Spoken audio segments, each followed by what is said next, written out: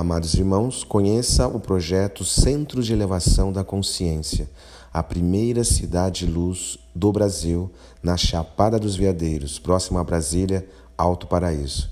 Link estará no primeiro comentário fixado deste vídeo. Segue aí. Olá, amados irmãos, sejam bem-vindos ao canal Plutarco, e vamos direto para as informações. Ninguém poderá ver o reino de Deus se não nascer de novo. Tema: ressurreição e reencarnação. A reencarnação fortalece os laços de família, ao passo que a unicidade da existência os rompe. Instruções dos Espíritos, limites da encarnação, necessidade da encarnação. 1. Jesus, tendo vindo às cercanias de Cesareia de Filipe, interrogou assim seus discípulos: que dizem os homens com relação ao Filho do Homem? Quem dizem que eu sou? Eles lhe responderam: dizem uns, que és João Batista, outros, que Elias, outros, que Jeremias, ou algum dos profetas. Perguntou-lhes Jesus: e vós, quem dizeis que eu sou? Simão Pedro, tomando a palavra, respondeu: tu és o Cristo, o Filho do Deus vivo. Replicou-lhe Jesus: bem-aventurado és, Simão, filho de Jonas, porque não foram a carne nem o sangue que isso te revelaram, mas meu Pai, que está nos céus. Mateus 16:13-17, Marcos 8:27-30. 2. Nesse interim, Herodes, o tetrarca, ouvira falar de tudo o que fazia Jesus, e seu espírito se achava em suspenso, porque uns diziam que João Batista ressuscitara dentre os mortos, outros que aparecera Elias, e outros que um dos antigos profetas ressuscitara. Disse então Herodes: mandei cortar a cabeça a João Batista. Quem é então esse de quem ouço dizer tão grandes coisas? E ardia por vê-lo. Marcos 6:14-16, Lucas 9:7-9. 3. Após a transfiguração, seus discípulos então o interrogaram desta forma: por que dizem os escribas ser preciso que antes volte Elias?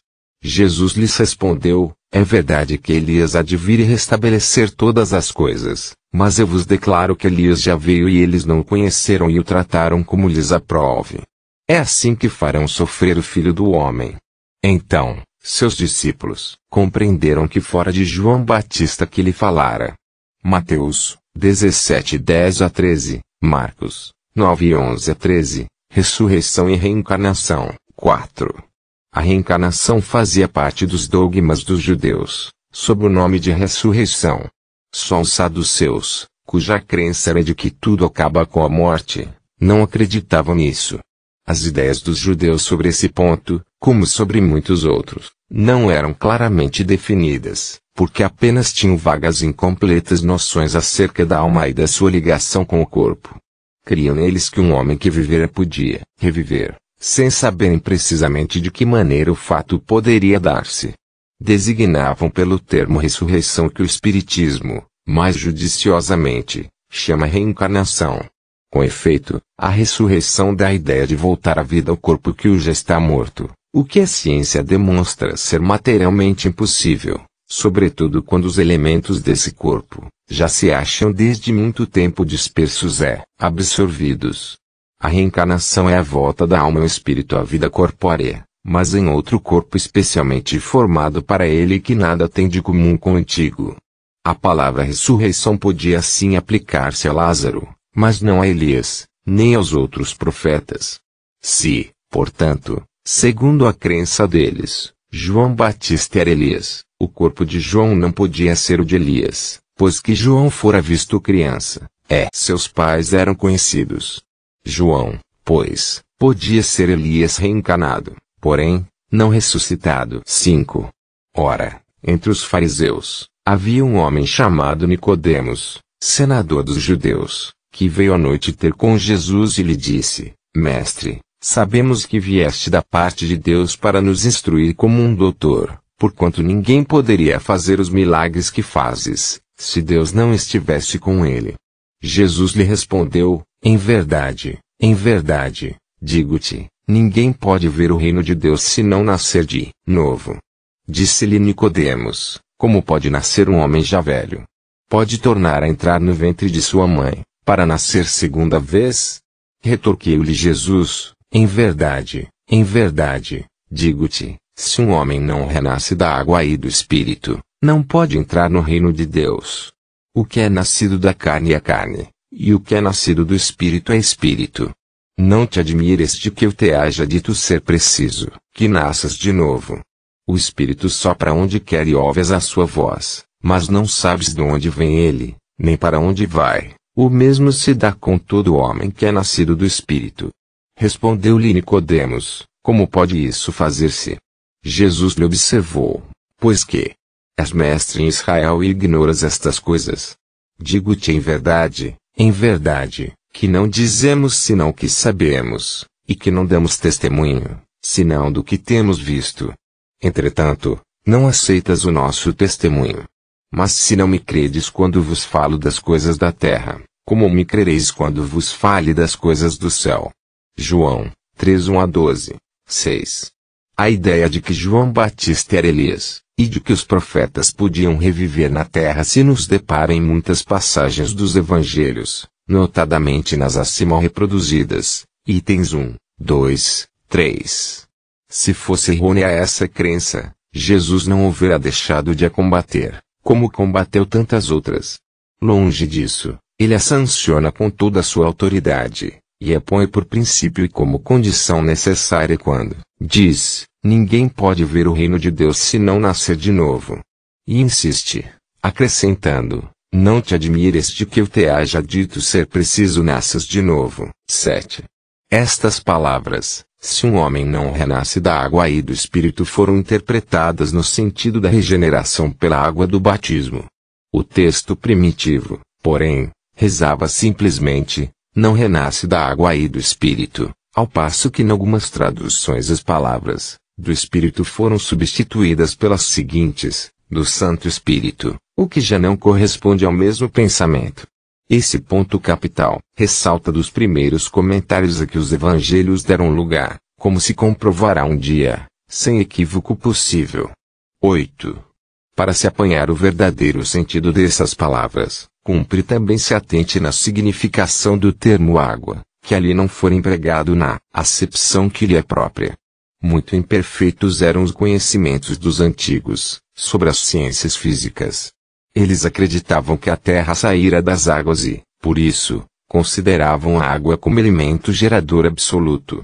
Assim é que em Gênesis, capítulo 1, se lê: o Espírito de Deus era elevado sobre as águas, flutuava sobre as águas, que o firmamento seja feito no meio das águas, que as águas que estão debaixo do céu se reúnam em um só lugar e que apareça o elemento árido, que as águas produzam animais vivos, que nadem na água e pássaros que voem sobre a terra e sob o firmamento. Segundo essa crença, a água se tornara o símbolo da natureza material, como o espírito era o da natureza inteligente. Estas palavras, se o homem não renasce da água e do espírito, ou em água e em espírito, significam, pois, se o homem não renasce com seu corpo e sua alma. É nesse sentido que a princípio as compreenderam. Tal interpretação se justifica, aliás, por estas outras palavras: o que é nascido da carne é carne e o que é nascido do espírito é espírito. Jesus estabelece aí uma distinção positiva entre o espírito e o corpo. O que é nascido da carne é carne indica claramente que só o corpo procede do corpo e que o espírito independe deste. 9. O espírito sopra onde quer, ouves-lhe a voz, mas não sabes nem de onde ele vem, nem para onde vai. Pode-se entender que se trata do Espírito de Deus, que dá vida a quem ele quer, ou da alma do homem. Nesta última acepção, não sabes de onde ele vem, nem para onde vai, significa que ninguém sabe o que foi, nem o que será o Espírito. Se o Espírito, ou alma, fosse criado ao mesmo tempo que o corpo, saber-se-ia de onde ele veio, pois que se lhe conheceria o começo. Como quer que seja, essa passagem consagra o princípio da preexistência da alma, e, por conseguinte, o da pluralidade das existências. 10. Ora, desde o tempo de João Batista até o presente, o reino dos céus é tomado pela violência, e são os violentos que o arrebatam, pois que assim o profetizaram todos os profetas até João, e também a lei. Se quiserdes compreender o que vos digo, Ele mesmo é o Elias que há de vir. Ouço aquele que tiver ouvidos de ouvir. Mateus 11:12-15. 11. Se o princípio da reencarnação, conforme se acha expresso em João, podia, a rigor, ser interpretado em sentido puramente místico, o mesmo já não acontece com esta passagem de Mateus, que não permite equívoco. Ele mesmo é o Elias que há de vir. Não há aí figura, nem alegoria, é uma afirmação positiva. Desde o tempo de João Batista até o presente o reino dos céus é tomado pela violência. Que significam essas palavras, uma vez que João Batista ainda vivia naquele momento? Jesus as explica, dizendo, se quiserdes compreender o que digo, ele mesmo é o Elias que há de vir. Ora, sendo João o próprio Elias, Jesus alude à época em que João vivia com o nome de Elias. Até o presente o reino dos céus é tomado pela violência, outra alusão à violência da lei mosaica, que ordenava o extermínio dos infiéis, para que os demais ganhassem a terra prometida, paraíso dos hebreus, ao passo que, segundo a nova lei, o céu se ganha pela caridade e pela brandura. E acrescentou, ouça aquele que tiver ouvidos de ouvir. Essas palavras, que Jesus tanto repetiu, claramente dizem que nem todos estavam em condições de compreender certas verdades. 12. Aqueles do vosso povo a quem a morte foi dada viverão de novo. Aqueles que estavam mortos em meio a mim ressuscitarão. Despertai do vosso sono e entoai louvores a Deus, vós que habitais no pó, porque o orvalho que cai sobre vós é um orvalho de luz e porque arruinareis a terra e o reino dos gigantes. Isaías 26:19, 13. É também muito explícita esta passagem de Isaías, aqueles do vosso povo a quem a morte foi dada viverão de novo. Se o profeta houvera querido falar da vida espiritual, se houvera pretendido dizer que aqueles que tinham sido executados não estavam mortos em espírito, teria dito, ainda vivem, e não, viverão de novo. No sentido espiritual, essas palavras seriam um contrassenso, pois que implicariam uma interrupção na vida da alma. No sentido de regeneração moral, seriam a negação das penas eternas, pois que estabelecem, em princípio, que todos os que estão mortos reviverão. 14. Mas quando o homem há morrido uma vez, quando o seu corpo, separado de seu espírito, foi consumido, que é feito dele? Tendo morrido uma vez, poderia o homem reviver de novo? Nesta guerra em que me acho todos os dias da minha vida, espero que chegue a minha mutação. Jó 14:10 e 14. Tradução de Lemaitre de Saci: quando o homem morre, perde toda a sua força, expira. Depois, onde está ele? Se o homem morre, viverá de novo? Esperarei todos os dias de meu combate, até que venha alguma mutação. Idem. Tradução protestante de Osterwald: quando o homem está morto, vive sempre, acabando os dias da minha existência terrestre, esperarei, porquanto a ela voltarei de novo. Idem. Versão da Igreja Grega. 15. Nessas três versões, o princípio da pluralidade das existências se acha claramente expresso. Ninguém poderá supor que Jó haja querido falar da regeneração pela água do batismo, que ele de certo não conhecia. Tendo o homem morrido uma vez, poderia reviver de novo? A ideia de morrer uma vez, e de reviver implica de morrer e reviver muitas vezes. A versão da Igreja Grega ainda é mais explícita, se é que isso é possível. Acabando os dias da minha existência terrena, esperarei, porquanto a ela voltarei, ou, voltarei à existência terrestre. Isso é tão claro, como se alguém dissesse, saio de minha casa, mas a ela tornarei. Nesta guerra em que me encontro todos os dias de minha vida, espero que se dê a minha mutação. Jó, evidentemente, pretendeu referir-se à luta que sustentava contra as misérias da vida. Espera a sua mutação, isto é, resigna-se. Na versão grega, esperarei parece aplicar-se, preferentemente, a uma nova existência. Quando a minha existência estiver acabada, esperarei, porquanto a ela voltarei. Jó, como que se coloca, após a morte, no intervalo que separa uma existência de outra, e diz que lá aguardará o momento de voltar. 16.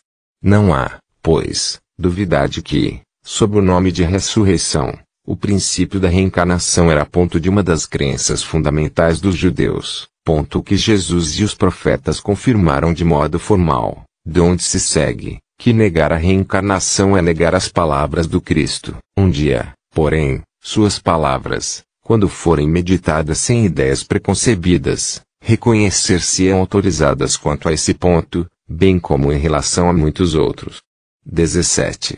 A essa autoridade, do ponto de vista religioso, se adita, do ponto de vista filosófico, a das provas que resultam da observação dos fatos. Quando se trata de remontar dos efeitos às causas, a reencarnação surge como de necessidade absoluta, como condição inerente à humanidade, numa palavra, como lei da natureza. Pelos seus resultados, ela se evidencia, de modo, por assim dizer, material, da mesma forma que o motor oculto se revela pelo movimento. Só ela pode dizer ao homem de onde ele vem, para onde vai, porque está na Terra, justificar todas as anomalias e todas as aparentes injustiças que a vida apresenta. Sem o princípio da preexistência da alma e da pluralidade das existências, são ininteligíveis, em sua maioria, as máximas do Evangelho, razão por que hão dado lugar a tão contraditórias interpretações. Está nesse princípio a chave que lhes restituirá o sentido verdadeiro. Se gostou do vídeo, deixe seu like e compartilhe. Vitória da Luz.